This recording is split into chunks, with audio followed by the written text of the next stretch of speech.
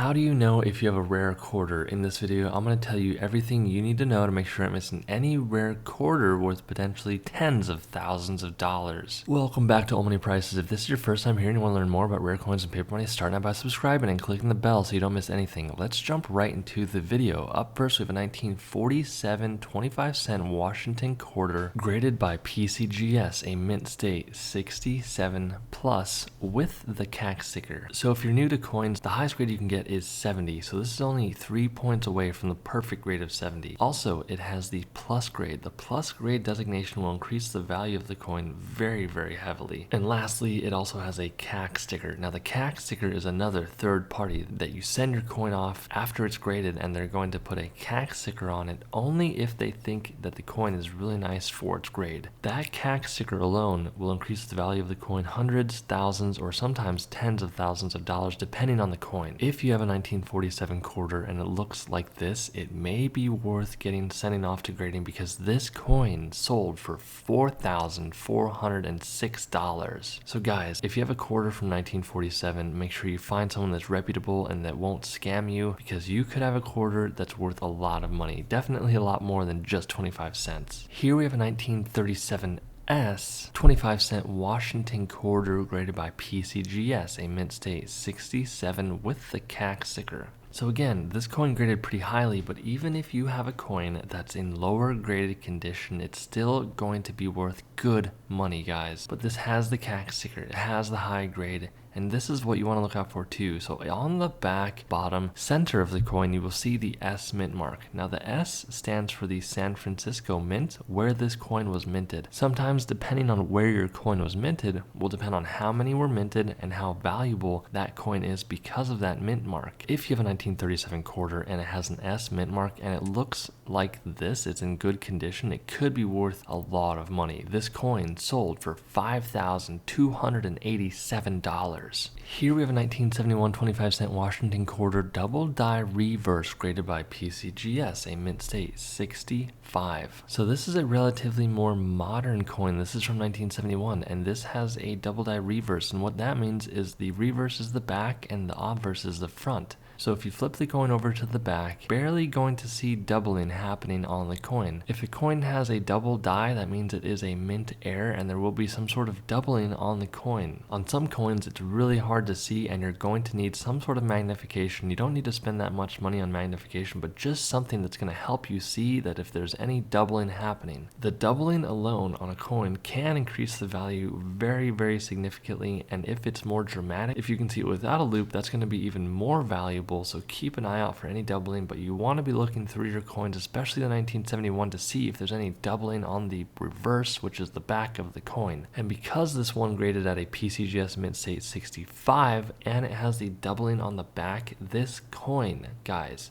this coin sold for $8,812. Here we have a 1943 25-cent Washington quarter double die obverse graded by PCGS, an AU 58 with the CAC sticker. So AU stands for almost uncirculated, and it has the CAC sticker, so they said that this coin is really nice for the grade, and that CAC sticker alone increased the value of this coin very heavily. But the big thing, guys, you want to look out for on the 1943 coin is the doubling on the obverse, which is the front of the coin. Let's take a look. So you can see it more easily in the motto at the left there and on the date at the bottom. It's a bit challenging to see, but if you look close enough with that magnification, you're going to be able to tell that if your coin from 1943 has that doubling happening there, and that alone is going to increase the value of the coin a lot. And because this 1943 quarter has all of these things going for it, this coin sold for $10,281. Here we have a 1950 D over S 25-cent Washington quarter graded by PCGS, a mint state 66 with the CAC sticker.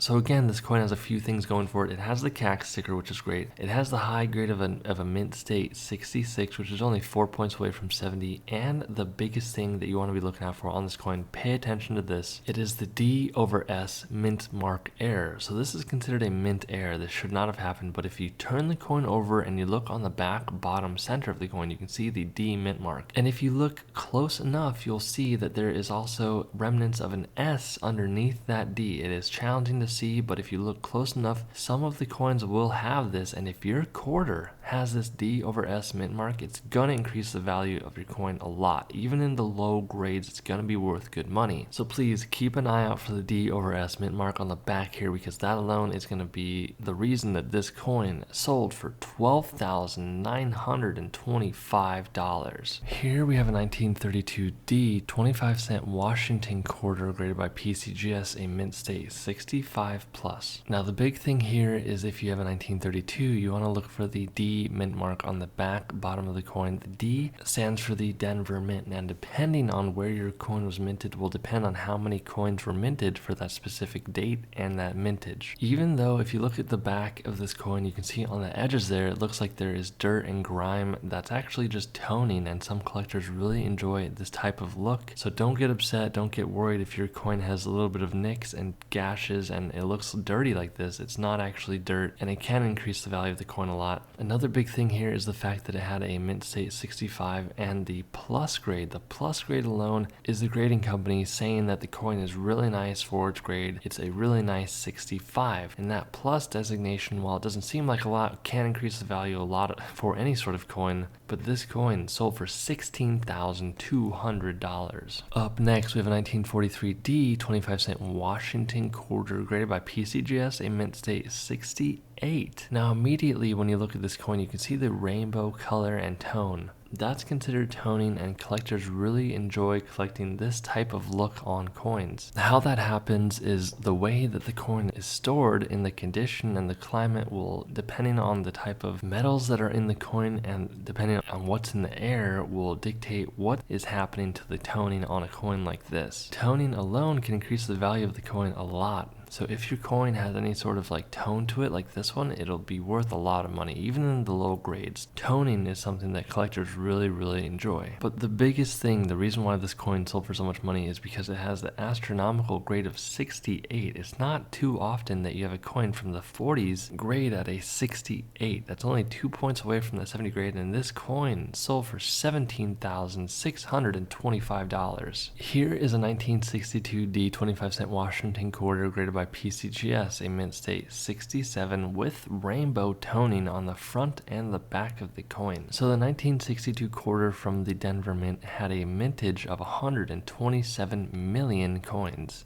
That is a pretty high number. Usually they are in the millions, and sometimes rarely they're in the hundreds of thousands. But the biggest thing this coin has going for it is the fact that it has toning on the front and the back, and it graded at a 67. So if you have a 1962 quarter and it has the D mint mark for Denver on the back bottom center, even in low grades it will be worth a lot more than the 25 cents. But this quarter in particular sold for $18,400. Up next, we have a 1940 25-cent Washington quarter graded by PCGS, a mint state 68 with the CAC sticker. So the CAC sticker alone is going to increase the value of the coin a lot, and the grade, it's a 68, so it doesn't get that much higher, only a few points. And when you initially look at this coin, you may think that it's damaged or it has some sort of like soda that was spilled on it. That's what it looks like to me, at least. But that's the farthest thing from the truth. This is natural toning, and if you try to replicate this with chemicals, the grading companies will immediately be able to tell, and you won't get the value. You'll actually end up ruining the coin. Never try to do toning on your own. That's a natural process that happens over years. So because this one graded so highly and it's from 1940, there's no mint mark. That means that it came from the Philadelphia Mint. And this quarter, this 25-cent quarter, sold for $19,975. Here is a 1934D 25-cent Washington quarter graded by PCGS, a mint state 67 with a medium motto. So I'm going to throw a quick diagram up here. If you see at the top, there is the light motto, then the medium motto, and then the heavy motto. Depending on which type of motto your quarter has will depend on the value. So if you look at your quarter from 1934 and the motto at the left there is medium or heavy, the medium or heavy are typically going to bring more money than the light will. That's just because it has more bold look to it, and people enjoy collecting that type of medium and heavy motto varieties more often. And sometimes, like this one, this 1934 quarter only comes in the medium or heavy motto. Sometimes there are more heavy mottos printed, and sometimes there are more medium mottos printed. Because this one graded so highly at, I meant to say 67, and it has a medium motto, this coin sold for $21,850. Hit that subscribe button, it really does help out with the YouTube algorithm. Stay tuned for more, and I'll see you in the next video.